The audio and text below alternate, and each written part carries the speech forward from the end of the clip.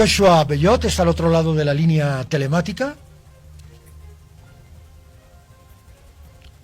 ¿Qué tal, Joshua? Muy buenos días.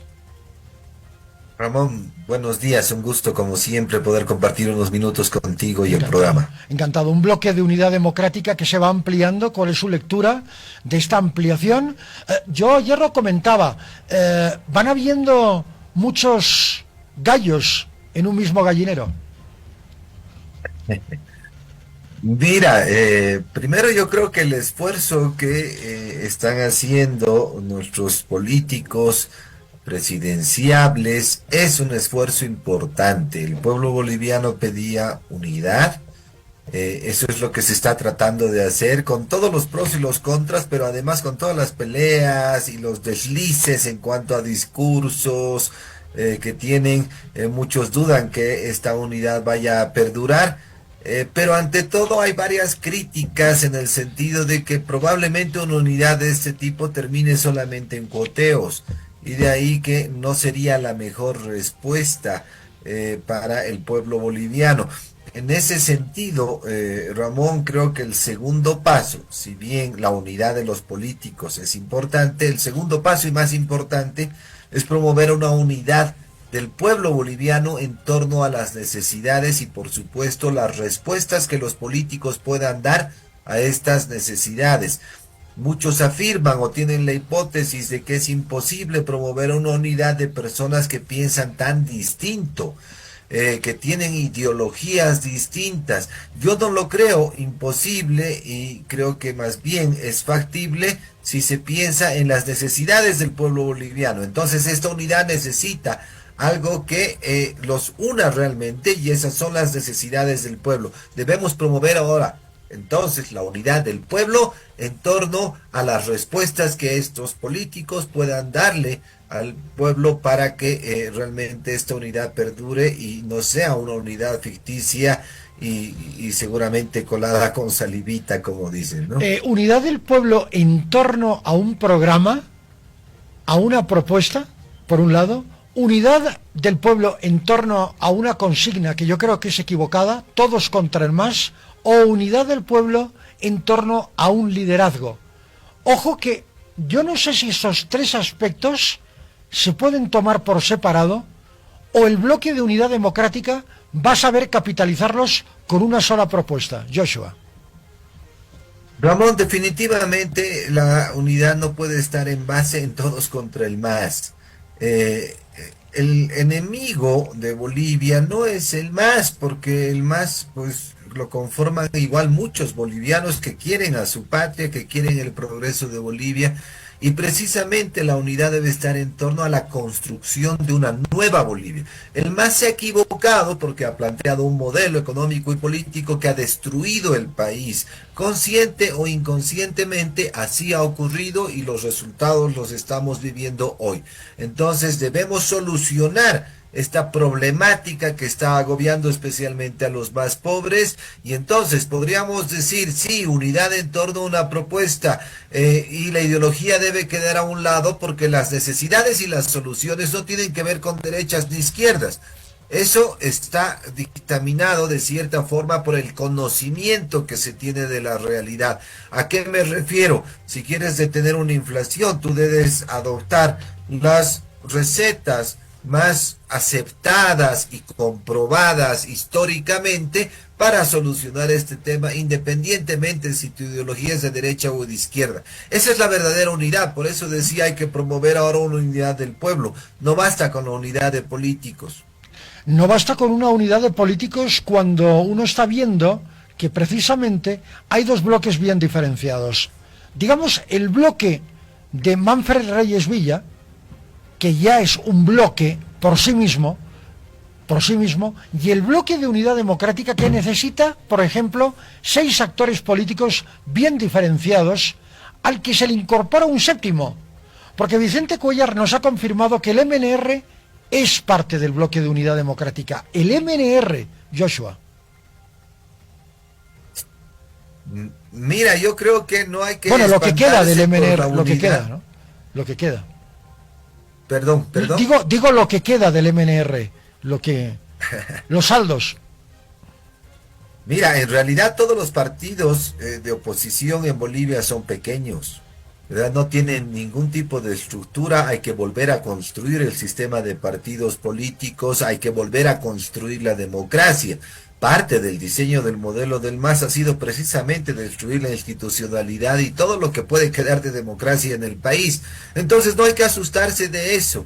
Por eso te decía, en realidad las estructuras grandes que requiere la democracia en este momento y la oposición son personas que quieran solucionar los problemas más álgidos del país, que quieran un cambio estructural en la política y en la economía. Y decir que Manfred es un bloque, yo creo que no es lo más correcto. Mira, no puedes comparar la fuerza que tiene Manfred, porque al final es un partido que ni siquiera existe y tampoco tiene estructura. Es una persona que, pues, muchas personas, digamos, muchos bolivianos pueden apoyarlo, pero de la misma forma, pues ocurrirá con Tuto, con Cuellar, con Samuel Doria Medina o con cualquier otro personaje. Hay una crisis de liderazgo en el país, por supuesto, porque no hay un líder claro, porque también el modelo implantado desde el 2006 se ha dedicado a destruir a todos los líderes y mira, ha dejado de un lado a una generación completa incluso que no ha podido aportar al país como debía porque no se le ha dado la oportunidad, porque no se ha pensado en la meritocracia, solo en la politiquería, y ha hecho de que muchos líderes hayan quedado enquistados por ahí, no hayan tenido grandes posibilidades. ¿Por qué? Porque había que pertenecer al partido para trabajar y para poder tener un cargo político. Entonces, mira, la destrucción ha sido total durante todos estos años. Digo de bloque porque, a ver, Autonomía para Bolivia, Súmate, ya de por sí ya es un grupo en alianza con Nueva Opción Social, NOS, ayer sellada por el hermano de Manfred, Eric Reyes Villa en el Alto, creo que fue. El líder o el representante de este grupo, Agrupación Ciudadana, yo no creo que no es partido político, tal vez esté equivocado, es Freddy Camacho. Es decir, ya van tomando cuerpo ciertas alianzas, por eso utilizaba el concepto de bloque, Joshua. Sí, bueno, está bien dentro del juego democrático, creo que todo es permitido, pero en los próximos días, digamos, meses, se va a aclarar definitivamente si Manfred Reyes Villa es un opositor. Si es un opositor, no al MAS propiamente, sino te decía al modelo que han implantado, deberá también buscar la unidad en torno a nuevas ideas. Claramente el camino que hemos seguido durante todos estos años no ha sido el más indicado, de hecho ha sido el equivocado y por eso nos ha llevado a una crisis que estamos sufriendo todos los bolivianos en este momento. Entonces, repito, creo que todos los líderes podrían tener el apoyo de los bolivianos siempre y cuando respeten la democracia, siempre y cuando quieran cambiar estructuralmente el país, y eso significa oponerse a las ideas del movimiento al socialismo. Mira, entonces creo que dentro del juego democrático pues está muy bien que Manfred Reyes Villa tenga un bloque, que los otros 6 tengan otro bloque, no importa, eso hará bien a la democracia siempre y cuando haya debate de ideas y se busquen las mejores respuestas a los problemas que estamos atravesando. En ningún momento usted ha hecho alusión a Evo Morales. Lo digo porque no. Sigue estando. Claro, ¿no? claro que no me interesa hablar de Evo Morales, él no puede ser candidato. Y si fuera, o no sé, si habría la posibilidad de que él sea candidato, realmente sería una equivocación para Bolivia. Hace un momento, mira, Ramón, hablé de la meritocracia, hablé del respeto, por lo tanto, a las personas que tienen cierto grado de conocimiento, porque necesitamos a los mejores para que puedan administrar el país. Nos hemos equivocado con Evo Morales porque él no sabía nada en absoluto de la administración, él no ha gobernado, él ha sido simplemente un títere del socialismo del siglo XXI. Entonces no creo que los bolivianos estemos dispuestos a repetir esa historia que obviamente ha depredado los recursos naturales, ha desinstitucionalizado Bolivia y mira, él es precisamente quien ha inaugurado esta época en la que han matado a una generación de profesionales y políticos que podían haber contribuido al desarrollo del país. ¿En qué forma? ¿En qué forma?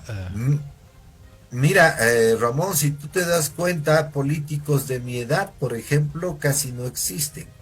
Y eso es porque muchos de mi generación no hemos tenido oportunidad de tener cargos públicos importantes ni nada, porque no necesitabas estudiar y no necesitabas ser bueno para hacerlo, necesitabas estar en el partido. Si no sabías leer ni escribir, no importa.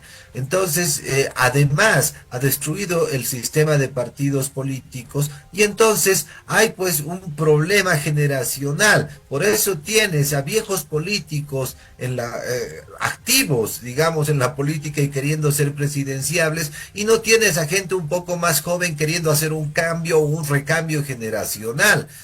Ojalá esto no ocurra con las nuevas generaciones. Habrá que abrir paso a las nuevas generaciones, darles oportunidad para que demuestren lo valiosos que pueden ser. Ahora, obviamente, esto no es solo culpa del modelo y del MAS, también es culpa de mi generación que se ha dejado apabullar, que ha preferido la comodidad en sus casas, en su trabajo, tenían un sueldito, no necesitaban hacer nada más, no necesitaban hablar mal del gobierno porque debían cuidar la pega. Entonces, mira, ese poder exacerbado de los políticos, de los malos políticos y del Estado, ha apabullado a mucha gente y este es el resultado. Nos quejamos de que son los mismos de siempre los que hacen política, claro, pero es que no hemos dado oportunidad a nadie y los de mi generación no hemos sido lo suficientemente rebeldes para poder salir adelante y digamos, implantar nuevas ideas y hacer respetar nuestros criterios para mejorar Bolivia, ¿no? Entonces, digamos, hay culpa, o varios somos los culpables, pero en general esto ha ocurrido en los hechos, se ha matado una generación completa y bueno, habrá que ahora retomar el camino, ¿no? Esta muerte de una generación podría convertirse en el nacimiento de otra. Es decir, a partir del punto de inflexión de las elecciones del 10 de diciembre, Joshua. Al menos Ojalá esa es que la sí, esperanza Ramón. que tiene mucha gente. Sí, mira, ojalá que sí, hemos reclamado por qué no hay renovación, por qué no hay jóvenes, ya sabemos por qué, pero ahora habrá que reproducir un poco el sistema democrático para que empecemos a buscar más líderes. ¿Por qué? Porque siempre es importante el cambio, el recambio, siempre es importante la implantación de nuevas ideas. Las nuevas ideas regularmente no vienen con los viejos políticos o las viejas personas, se supone que vienen con las nuevas generaciones o una amalgama de esas generaciones. Por eso Bolivia, pues en este momento está con muchas discusiones que se hacen difíciles y a veces problemas que no pueden resolverse. Pero mira, hay algunos que hemos sobrevivido, hay algunos que hemos tratado de sacar la cabeza e implantar algunas ideas. Tal vez no somos muy potentes, pero tenemos ideas y queremos cambiar el país. Entonces habrá que seguir con este trabajo arduo, porque si ahora no podemos cambiar la generación de políticos, lo tendremos que hacer el 2030. Pero mira, Falta muy mucho. importante, muchas de las ideas de muchos nuevos políticos se están empezando a discutir ya para estas elecciones. Por eso decíamos el otro día cuando conversábamos, Ramón, que Sí. si bien vamos a pedir, parece que nuevamente nuestros viejos políticos estén a la cabeza, por lo menos habrá que renovar los equipos. Parte de la unidad de la que hablábamos del pueblo significa renovar. Entonces tendrás, digamos, a la cabeza a los viejos conocidos con experiencia que también los necesitamos, pero ojalá un poquito más abajo y queriendo pues incentivar ese recambio a los más jóvenes y a las nuevas generaciones con nuevas ideas. Creo que ese sería un paso sumamente importante para este 2025. Si me permite hacer un apunte muy rápido, económico, 8 de la mañana, 17 minutos. Parecía que nos abocábamos a una crisis del pan, ¿eh? Se hablaba, y se sigue hablando todavía, ojo, que un grupo de panificadores ha anunciado un aumento de facto del precio de pan para el próximo 20 de enero. Pero ayer ya ha habido un acuerdo del gobierno con un grupo de panificadores congelando el precio del pan de batalla en 50 centavos. A lo que yo me voy, Joshua, independientemente de este acuerdo, daría la sensación de que el gobierno está aguantando hasta el último minuto, tensando demasiado la cuerda, y cuando ésta se va a romper, aparece un conejo del sombrero de mago y luego ya hay dinero para pagar a los proveedores internacionales de trigo y de harina de trigo. y se consigue una subvención más y se garantiza. Yo esto, en materia de economía, llevar las cosas al último momento nunca funciona bien. Mira, Ramón, primero que la subvención a la harina y a otros alimentos es muy bajita. No es que el gobierno necesite mucho dinero para eso, pero sin duda no es la solución a estos problemas de la inflación y por supuesto del precio de un bien tan importante como el pan. Simplemente se está reprimiendo la inflación. Llega un momento en el que no puedes controlar las fuerzas de mercado, nadie lo puede hacer. Y el autoritarismo del gobierno y la intromisión del gobierno lo único que crean es primero especulación y luego desabastecimiento hacia un futuro. No sabemos cuándo, porque no sabemos hasta cuándo puede aguantar el gobierno y hasta cuándo le puede aguantar el mercado al gobierno. Pero mira, si nosotros o si Bolivia quiere mantener precios más bajos, debe invertir y debe incentivar la productividad en el mercado. Claramente no producimos harina. ¿Y por qué no producimos harina? Porque el gobierno no ha establecido los incentivos y el ambiente adecuado para que se produzca en el país este elemento tan importante para todos los bolivianos. Yo al principio, mira, antes de que yo intervenga, tú decías que creías en la, digamos, esta amalgama entre lo público y lo privado. Yo quisiera detallar y afinar un poquito lo que dices, porque desde mi punto de vista, esa alianza entre lo público y lo privado es simplemente definir bien el rol del Estado como facilitador, por ejemplo, de la actividad económica, como un participante en la economía que pueda incentivar el rol de quienes realmente pueden y deben producir, los privados. El gobierno no puede producir y por supuesto el Estado y el gobierno deben asegurar de la propiedad privada. Eso es lo más importante. Entonces el gobierno genera las condiciones y los que producen valor y empleo son los agentes privados. Así está diseñada la economía y no de otra forma. Esa es la alianza que debe haber entre lo público y lo privado, y no una alianza en la que el gobierno intervenga, en la que quiera controlar precios, en las que quiera restringir la actividad económica, en las que quiera decomisar la propiedad privada, los productos y quiera evitar que se comercialicen. Entonces el gobierno, lamentablemente, durante todos estos años ha restringido la actividad económica y ha limitado la libertad económica. Por lo tanto, es el principal agente que ha limitado el crecimiento y el desarrollo económico de los bolivianos. Entonces la respuesta no es ese Estado, la respuesta no es más Estado socialista, es más bien un Estado que solamente promueva la actividad económica, la facilite y te asegure la propiedad privada. Sin dejar de ser Estado, ¿no? Sin dejar de ser Estado, Joshua. Mira, el Estado se ha creado para facilitarnos la vida, no para jodernos la vida, perdón que lo diga. Y lamentablemente este Estado socialista solo hace eso y para el discurso se cree papá Estado y cree que soluciona nuestros problemas, cuando en realidad está arruinando la economía, está destruyendo las instituciones y no está dejando al mercado hacer lo que debe hacer, asignar los recursos eficientemente. Cuando se habla del papá Estado, yo quiero hacer referencia a un comentario que hice justamente antes de la entrevista con usted, Joshua. Yo decía que antes había mucha presencia de organizaciones no gubernamentales en el país. Y el Estado, en ese instante, el Estado del movimiento al socialismo incipiente, estamos hablando del año 2007-2008, empieza a objetar el rol de esas organizaciones no gubernamentales. Si tenían el sello de los Estados Unidos o de Canadá, eran imperialistas y por lo tanto había que apretarlas fiscalmente a través de impuestos para que se fueran del país, sustituyéndolas por organizaciones no gubernamentales que fueran proactivas en el discurso, sobre todo ideológico, con el progresismo, con el socialismo del siglo XXI. ¿Qué lectura tiene de este aspecto que me parece interesante para tratar en el programa, principalmente con usted, Joshua? Ramón, lo que se hizo en Bolivia es realmente una soberana estupidez, ¿no? las ONGs incluso han ayudado a que Evo Morales suba al poder. Lamentablemente, pues mira, han criado cuervos y les han sacado los ojos, los han botado del país. ¿Y quién ha sido el perjudicado? Pues obviamente todos los bolivianos nos hemos perjudicado. Entraba mucho dinero que no era del gobierno para ayuda en distintos ámbitos. Entonces la sociedad estaba contenta, el gobierno ha votado a estas ONG simplemente por temas ideológicos.